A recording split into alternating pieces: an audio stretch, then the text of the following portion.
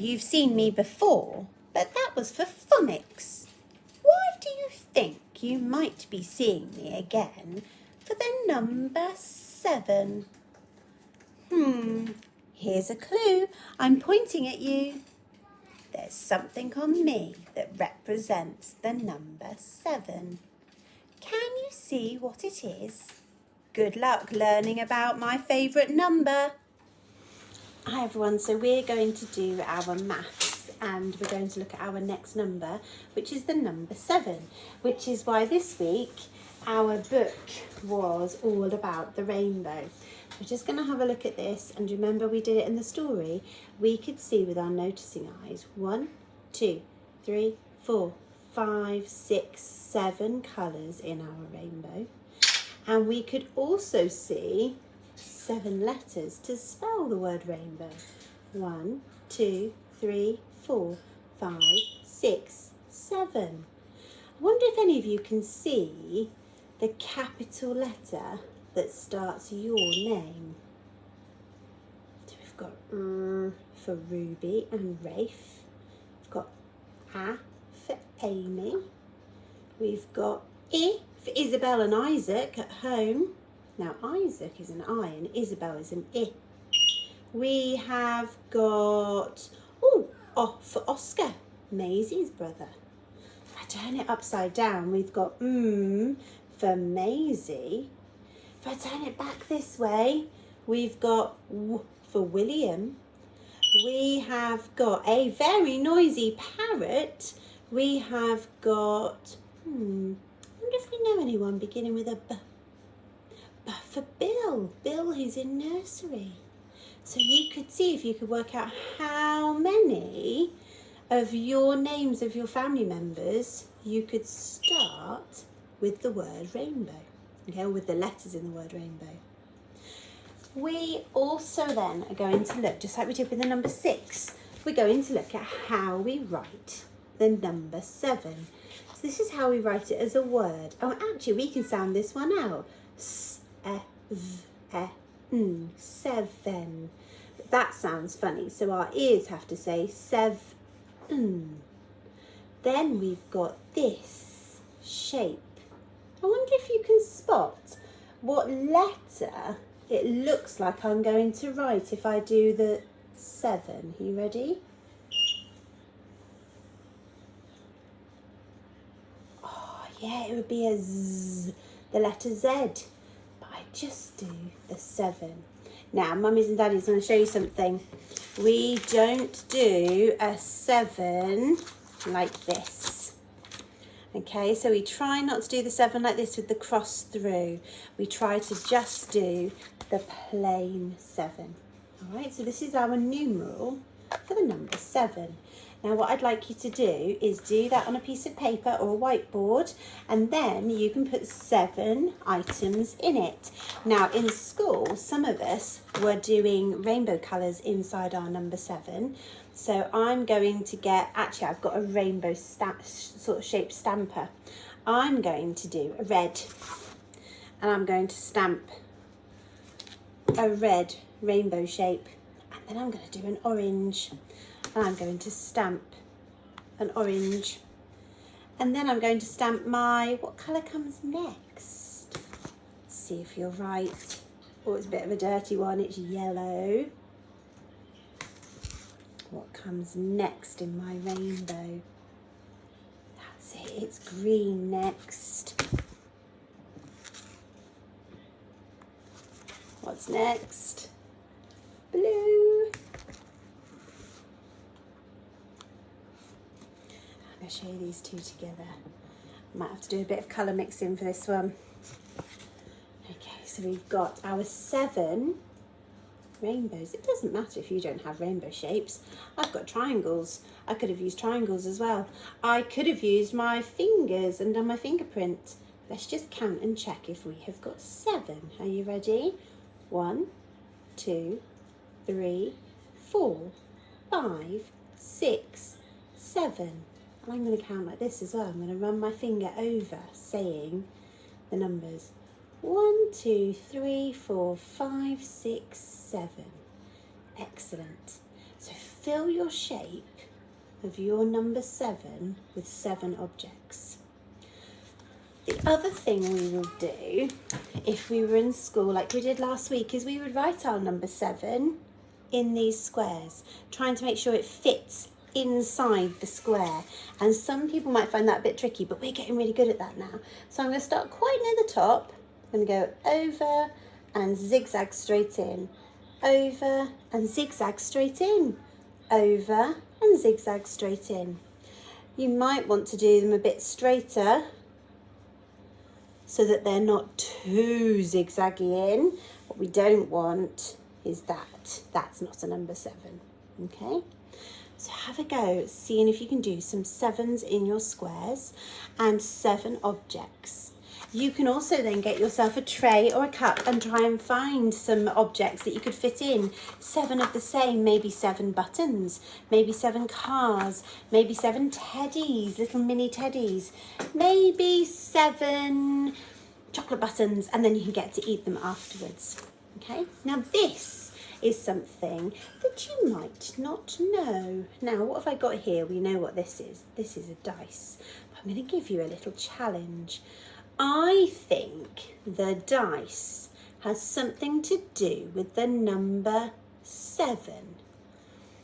There's something magical and quite clever about a dice and the number 7. I bet your mummies and daddies will know this because it's a fact that you kind of learn and remember and you keep for funny quizzes. But I want you to see if you can explore it. And if your mummies and daddies have to tell you what the magic rule is or the magical pattern, then I want to see if you can prove it. All right, so this is just for mummies and daddies now. So children, close your eyes or close your ears and your eyes so you can't see. And I'm going to show your mummies and daddies what I'd like them to see if they could help you to do, okay? So, just for mummies and daddies, we call this the cherry model. And the children have seen this. We were just getting to this stage. And sometimes some people call it the Mickey Mouse method because they have it up like this. But we're going to call it the cherry method. So, what you would do is you would put the number 7 here. And then these two numbers, or these two circles, are going to have numbers in, which will add together to give you a total of number 7, all right? And what you would do is you would get the children perhaps to have 7 coins, and then they can split them into 2 groups. So I'm going to pretend I've done my 7 coins. I'm going to do 1, 2, 3 coins there, 1, 2, 3, 4 coins there. So this is a bit of a challenge one. Only do this if you want to. If your child's getting really stressed about it because it's too much and it's outside of their comfort zone, you can just leave it. Practicing writing the number 7 and recognising it and counting to 7 is enough, okay? So we have got 7 at the top. This is still just for mummies and daddies, not children for a moment. And on my dice, I have got the number 3. And then if I was to turn my dice completely round and do the opposite face, here is number 3 and here is number 4. So you could say to them, right, on one side of my dice I've got 3. So you would give them 7 coins up here and they would bring down 3 coins because you've got the number 3 on one side of your dice. Then you can see how many coins are left here, and there should be 4 coins, and they can drag the 4 coins down so that 3 coins add 4 coins made 7 altogether, or 3 spots add 4 spots makes 7 altogether. You could also say there were 3 cars in the street and there were 4 cars in the garages. How many cars were there altogether? There were 7. But it's to look and see if they can work out. If they know there's 6 here and they've got 6 coins in front of them on this side maybe, how many coins are left? What must be on the opposite side of the dice? And it would be the number 1. So that's a challenge. There's only a few of the children who would really feel comfortable with that and with recording it.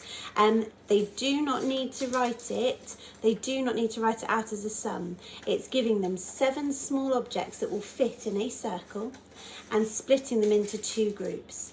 and working out how many add how many made 7 altogether. Okay, so that's a challenge linked to our dice and the fact that we know that the opposite sides of a dice total 7 altogether. So 2 add 5 makes 7 altogether. Okay, so children can now open their eyes and open their ears and come back and watch. So your mummies and daddies have got a challenge for you to do with this dice. You have got this challenge to try and fill in the number 7 with 7 objects. You've then got to try and write the number 7 for me. And then I think 7 is quite a good number. So I'm going to give you some things I want you to see if you can talk to your mummies and daddies about. So we know there's 7 colours in a rainbow. We know something about the days of the week. So we used to do the days of the week song. So we used to tap our knees and say, days of the week, days of the week, days of the week, days of the week, days of the week. And we used to start with Sunday. There's Sunday and there's Monday, there's Tuesday and there's Wednesday, there's Thursday and there's Friday, and then there's Saturday. I wonder how many days of the week there are. See if you can link it to our number. Also, if you like maps, and I've seen some of you looking at maps, and we have got a brand new mat to sit on when we're all back at school together, I wonder if you can find out how many continents there are in our world. That's a big, big word, and if your child doesn't want to do that one or understand it, then that's fine, but you can just discuss how many continents there are. There's also, if I give you a bit of a clue and go, hi ho, it's off to work we go. There's something to do with the number 7 and that song. See if you can find that out for me.